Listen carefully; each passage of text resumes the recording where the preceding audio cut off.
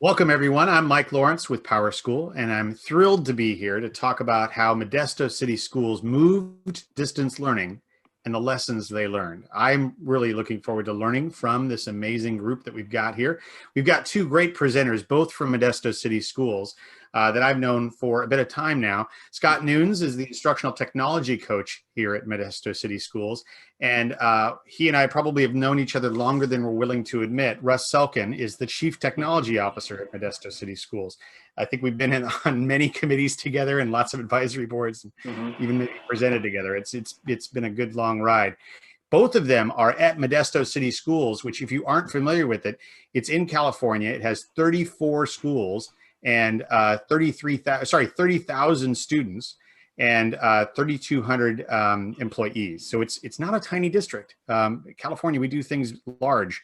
What I'm really curious to see, how did you turn this on a dime to take all your learning virtual and work with students and teachers and administrators to make sure that learning continued moving forward?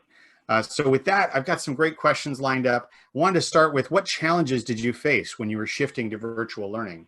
And Russ, I think you probably could kick us off nicely here. Yeah, thanks, Mike. Well, the first thing that, all of us in the K-12 community, whether it's California or nationwide, you have to deal with getting the devices in the hands of the students, because we weren't all one-to-one. We had our 7 through 12 that was one-to-one, but the K through 6 was not in that position. So we thought about it very quickly. Within a matter of a few weeks, we took our old Windows computers, because, again, we're going to be troubleshooting not the 34 school sites that we traditionally troubleshoot, but 20,000 home networks. And we're not staffing up. There's just no way. We didn't have the funds for that. So we quickly migrated Windows over to Chromebooks, working directly with Google on that. And then we went through a process, and it was 7 days a week of cleaning and cleansing those computers to ensure that they're ready for the students, because we don't want to hand them over and have any touch from our employees or staff because of the COVID. So that happened over about a 2.5 week period. And we did, kind of, lack of better words, an in-and-out drive-through, like the burger place. We set it up at 4 locations so parents could come and get them if they had any assistance. But we also leveraged our school sites and our principals out there. So they did a great job. And that's one thing I don't want to miss out of all the things we're going to go through today. We were fortunate to have a very positive staff, and teachers are willing to accept this change, as well as site support.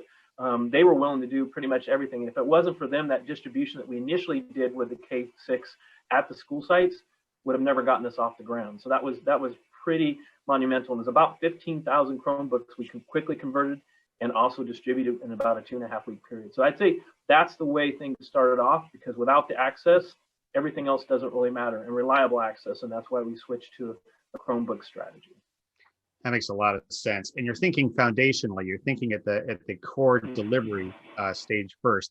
And you had the added wrinkle of, oh, by the way, we have to cleanse these so that we don't end up endangering our community or our staff. Right. So you had to take that into consideration as well. And then the last point you made, the teamwork, that none of it would be possible if you didn't have an extraordinarily positive staff that was willing to jump in, even if you didn't give them burgers in the drive-through, which I still push for if possible. So I think there's a couple of more specific details that we've broken out based on your story. That's the foundational piece, but you also need an instructional piece. You need to have a solid LMS that you can use as that catalyst. And I think, Scott, you could probably jump in here and speak to this point. Yeah, so we needed to use Schoology, and many of our users, 7 through 12, knew how to use Schoology, but the TK through 6 teachers weren't familiar with Schoology. They had the ability to use it, but not a lot of them were using it. They were familiar with it as far as what it was, but they hadn't actually gotten their feet wet because they weren't one-to-one. They didn't necessarily need it. We had other models and items in place for them to use. And so there was a quick turnaround. And so we formally shut the schools down on March 19th of 2020, and immediately started going into gear. Actually before that, but we had a plan, and we started enacting that. And first up was developing trainings for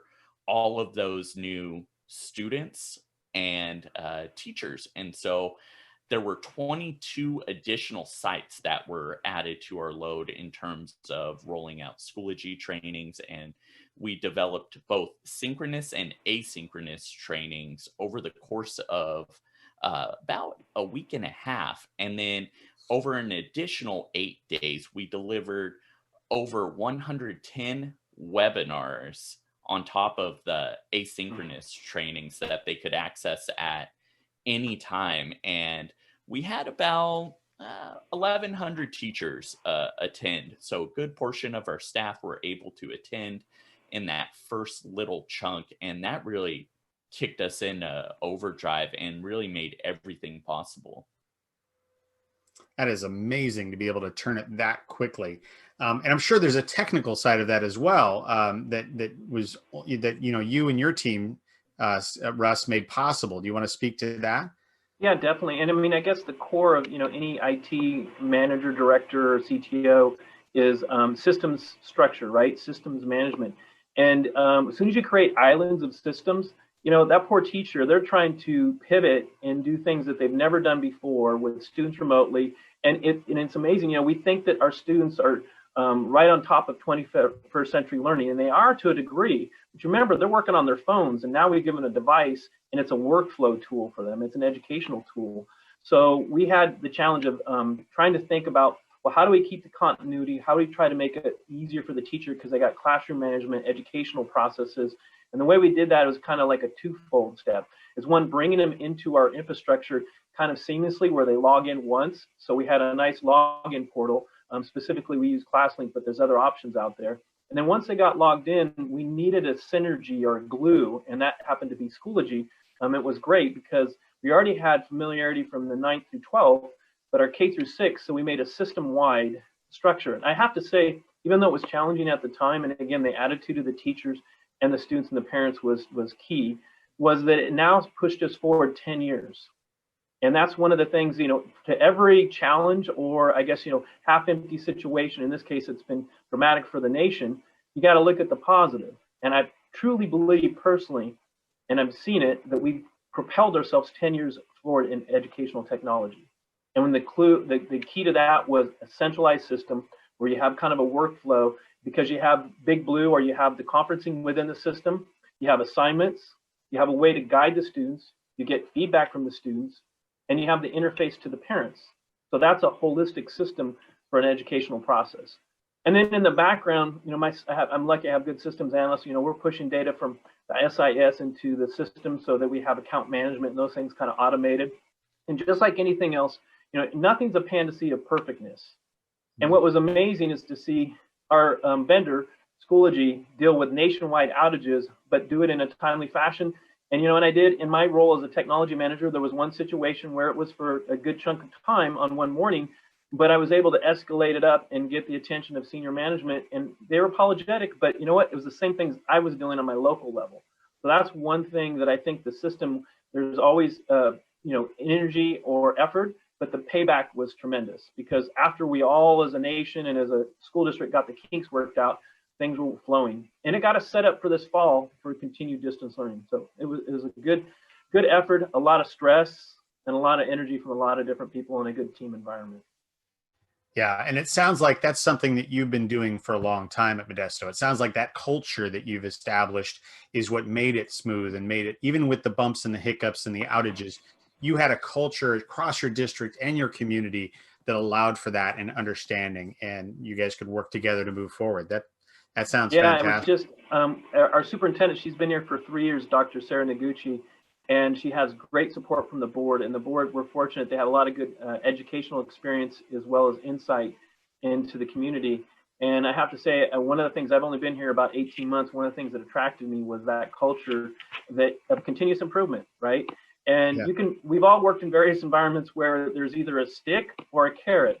And one thing I've really enjoyed here is with the continuous improvement, I haven't gotten the stick, I've just gotten the carrot. Well, that's okay, you have bumps, right? But just don't make the same mistake twice. And so that's what it's been all about, is moving forward, learning from our mistakes, and doing this kind of, I guess, a synergy of systems into one interface as much as possible so that our end customer doesn't have islands of data all over, our systems of tools that are islands all over. And the culture is to support us in that migration, which has been great. Yeah, yeah, and you pointed out too that this is, the COVID silver lining, if you will, has launched you forward maybe 10 years to get somewhere that you wouldn't have been able to get as swiftly were it not for this forced movement. Yep. I got another question that I think fits in nicely to this.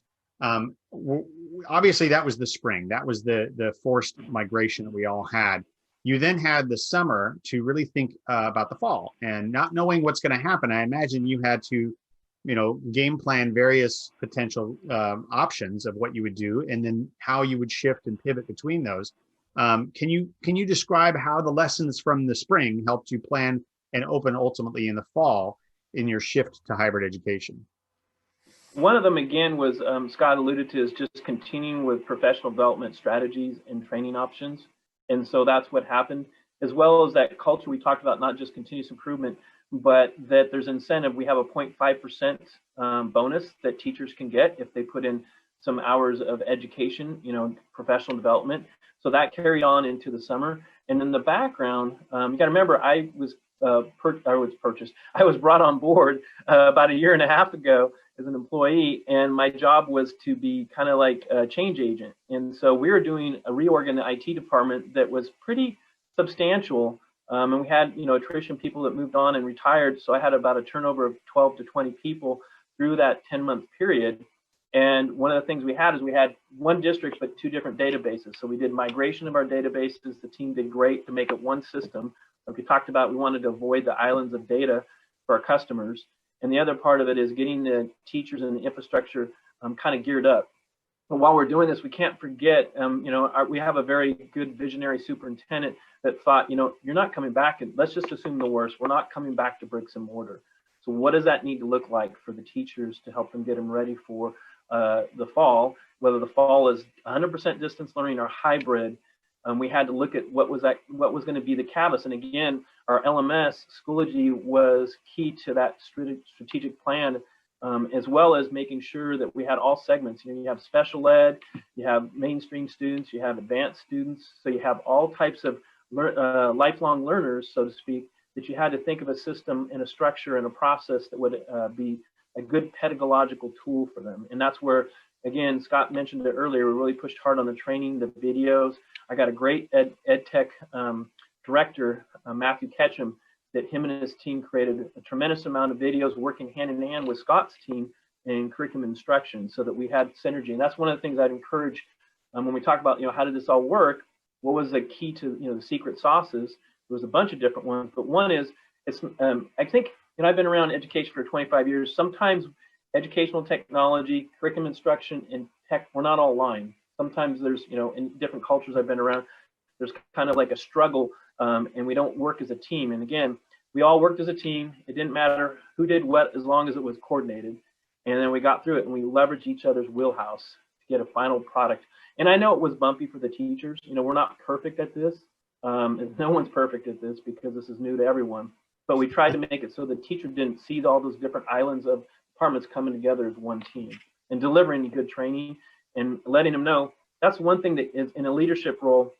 Scott has it with his team and all of my fellow directors out there. You got to set the plan and stick to the plan. As soon as you start waffling or you start saying, well, we're not sure of this, there's going to be some ambiguity, but don't share that with our customers. Say, here's a plan and a strategy, and we'll adapt and be flexible as your customer needs come up. So that was one thing that was good about the team, is that we set the vision, we set the plan, we tried to communicate it out as timely as we could, and we stuck to it. Because that's the horrible for the teacher. If you start shifting systems, well, this one isn't working, this one isn't working. And there's no panacea of perfectness. Stick to the plan. Once you come through all the analytical steps, stick to it and move forward and give it the best support you can. Well, Russ, there's a lot to pull out of that. I've admired your wisdom and expertise for decades now, and it's clear that Modesto's got two all-stars at least, and we've got them both on this call. One quick thing I want to ask, because I've heard this before, and I want to ask, who are the customers that you just described? Who are the customers of your district? Customers is first of all and foremost teacher and students, and it's hard to say which one's first because chicken and the egg, but they're both our customers. because without them and supplying the correct level of service to them, we don't exist. IT doesn't exist for its own self. It exists to serve our students and our teachers. And I truly believe that. I was fortunate to come from a county office of ed years ago, where we had to sell our services, right? So if we didn't grow and do a great job unless our customers liked our service, so we sold our services. So I tried to bring that same culture into my prior district and into this district, is just treat your customers, which is the teachers, the students, the principals, and the school sites, that they could shop for your services somewhere else. And you create that culture throughout your own department by having like a service matrix. You have priority 1 through 4, and if it's a priority 1, it's a certain amount of time before they get responded, and a priority 4, and just trying to instill that. So we've had customer service training with all of our staff, and we'll continue to do that. But we're fortunate. I mean, we all have challenging jobs, but I have to say I've been fortunate that K-12 is dynamic, and again, I really truly believe we might slip a year or two, but we propelled at least 5 to 10 years into the future with technology and with synergy of a good LMS. Yeah, I'm glad I dove into that, because I think that service mentality is huge, and I think it's something that that Scott, you could probably speak to in terms of how you support the teachers and the community in this shift. It's certainly the great foundation that Russ and his team built out, as he said, was a partnership with you and your team and the ed tech director as well. Can you speak a little bit to that as well? Yeah, first off, everything that Russ said was spot on. And I'm glad he brought up my buddy, Matthew Ketchum. We synergize very well. For the last couple of years, we've run a podcast together called the TNT Ed Tech Podcast, where we focus on these very issues. So things couldn't have been more perfect had we tried to plan this. Everything just fell into its place because of the community that we have. So that includes students, teachers, parents, admin, and additional support staff. They all came together to make this happen. And Russ and his team, along with other administrators higher up in the district, were able to keep the plan very much together and simple. Like he said, like, here's our objective. We're going to reach the goal. Here's the finish line for this little block that we're working on, and we're going to meet that. Our motto here at Modesto City Schools is every student matters. And we really follow that. We are taking that to heart, and every moment counts here as well at Modesto City Schools. So no time was wasted. Over the summer, we ran PDs, trainings, both synchronous and asynchronous.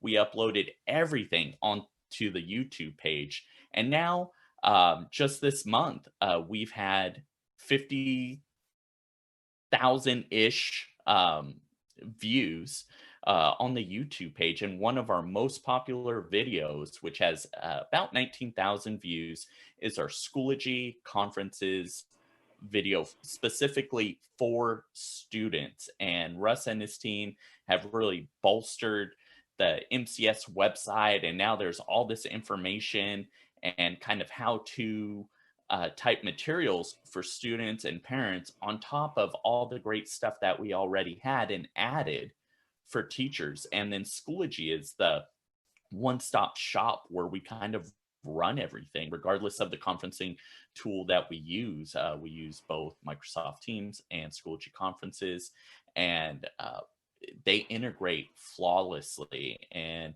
a lot of our asynchronous trainings are held within Schoology, and that helps us kind of track that 0.5 incentive that Russ alluded to as well. That's a nice little carrot for our staff, I'll admit. Yeah.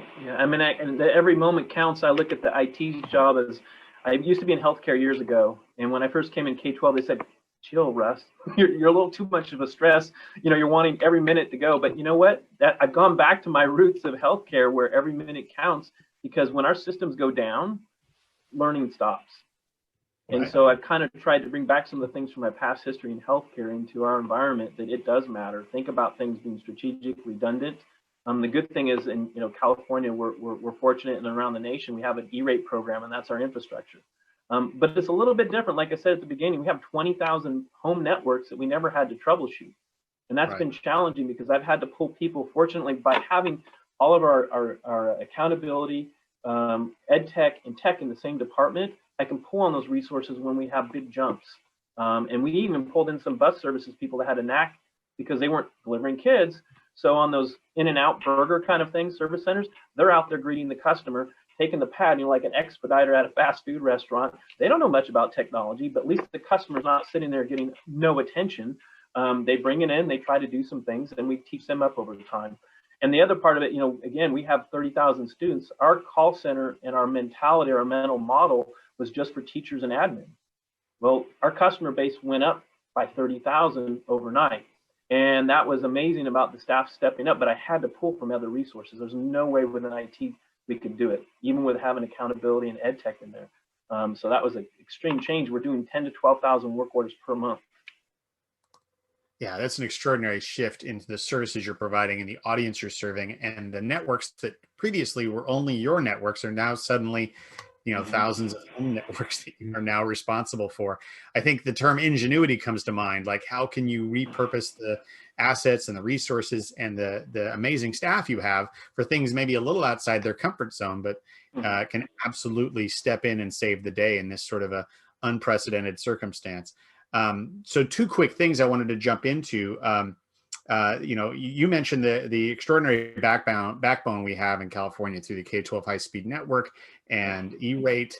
That was something that I know you've worked on professionally for decades.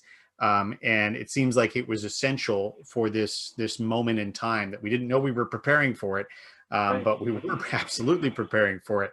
Do you feel like it has been stressed and we now have some ways that we can improve it moving out of COVID? Is that something that you will look for on a policy standpoint, or something that you would recommend to other districts to really dive in and reinforce now that we've gone through this experience? Very valid point, and because the challenge we have here is getting that connectivity at home. And I know K-12 HSN has been working with CSESA and other organizations, and probably even Q and others. What can we do? Because you have those frequencies out there, EBS and CRBS. And I'll have to say I'm on the fence, because 25 years ago, starting at Butte County Office of Education, I was in the home internet access. It was a dial-up, but you know what? It doesn't matter in terms of the level of support that parents expect when you get into that role. So I'm kind of on the fence. I know there's some underserved areas. So in our fiduciary duty as public servants, we'll have to do that. But I'm going to really try to limit that, because there's private companies, there's Verizon's and AT&T. Sure. But overall, your point is well taken. It's an issue that we all have to work with, whether we insource it, so to speak, within our own district or COE, in which I think there's great opportunities for COEs to help out with this, because that's economies of scale service, or we partner with our telecoms. But that has to happen at a state level, because I'm fortunate to be at a good sized district with economies of scale, and I worked at small ones, in Tehama, Butte, and up there in Plumas County. We don't have the leverage, so we need to get together as a K-12 kind of community and crack that nut, because it's not going away. And even though California is Silicon Valley and fiber, there's a lot of rural areas and even urban areas that don't have that connectivity. So it is a big obstacle for 21st century learning. And these poor kids that are homeless, we use hotspots, but the throughput on those and the latency is not the greatest. So we're all struggling to try to do the best we can with that, definitely. Well, and that's an area where SITE certainly can take a lead with its policy efforts, as well as Q and other organizations like the K-12 high-speed network. The second thought, thank you for that. The second thought I had really pertains more to you, Scott. I know that you're heavily involved in the PowerSchool Champions and Ambassador program. What role did your PLN play in addressing these challenges? Did you feel like you had the answers? Did you reach out to them daily? What was your reaction? And did your own personal learning network play a role? Absolutely. My PLN, the Professional Learning Network, played a role. And so there were a few different ones, and there's some crossover. So I have my Schoology Ambassador PLN, which I highly leveraged, and also my QPLN, which Russ mentioned. So both of those were quintessential, and we met daily, virtually. And with Q, there was a movement that sprouted up called Midnight Pedagogy. So people would kind of stay up a little bit and then just converse and problem solve together and then get some of that emotional support, because anxiety went up, right? Pressure, we're doing things we've never done, or we're doing things we've done, but to the nth degree, and it's not stopping. It's constant. And so that was really a release valve, and the Schoology PLN really helped ideate. It let me know what was going on around the nation. Like, okay, this is an issue. Here's how we solved it. Or we're all having these and we're sharing all of our resources. So some folks tapped into our Schoology 101 through 105 trainings, where we take the novice user and really walk them through the advanced capabilities of Schoology, and kind of hit everybody in between. We went really low floor to high ceiling with our PDs. That way there were little nuggets in there for everyone. And those conversations I had with the PLN sparked some great ideas, and it's continuing to happen. I still meet with that specific PLN on a regular basis, if not daily.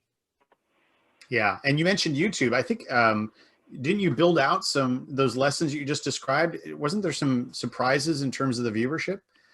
Yeah, we were really surprised. There was absolutely no intention when we started this, and Matthew Ketchum was the lead on this, and I support his efforts to really have this go beyond the district. But we started sharing it out because we noticed that other people needed this too. Maybe they didn't have that support, or as Russ mentioned, the more rural areas. This is all very new, and they needed things, and they needed them fast. And so we really helped to fill that void, and we're continuing to do so. And we're just continually growing. And as we near 1,000 subscribers, that kind of quintessential YouTube mark, we're looking, beyond, right? We're looking to just continue to, like Schoology, advance what's possible and take things to the next level. Makes a lot of sense. And it is, part and parcel of a PLN is that you don't just take, you give back. And you've essentially done that with you and Matthew Ketchum and Russ, you and your team. You've shared out as well, and you're sharing out today on this presentation. And we really appreciate and thank you for that. I want to make sure we have time left in this presentation for some live Q&A. And we've got Scott and Russ's info here, and of course ours at PowerSchool. If you have any questions, if you want to reach out to them beyond the Q&A time, we wanted to make sure you saw a way to reach out to them on email. And of course you can find them on Twitter as well. Scott and Russ, do you want to share your Twitter handles? Yeah, you could find me on Twitter at Mr. Nunes Teach. You can find me on Twitter at Not There Yet. I hate to admit it, as a CTO, I kind of okay, I have too many forms of communication and media. So you can email me, and it's selken@modet.k12.ca.us.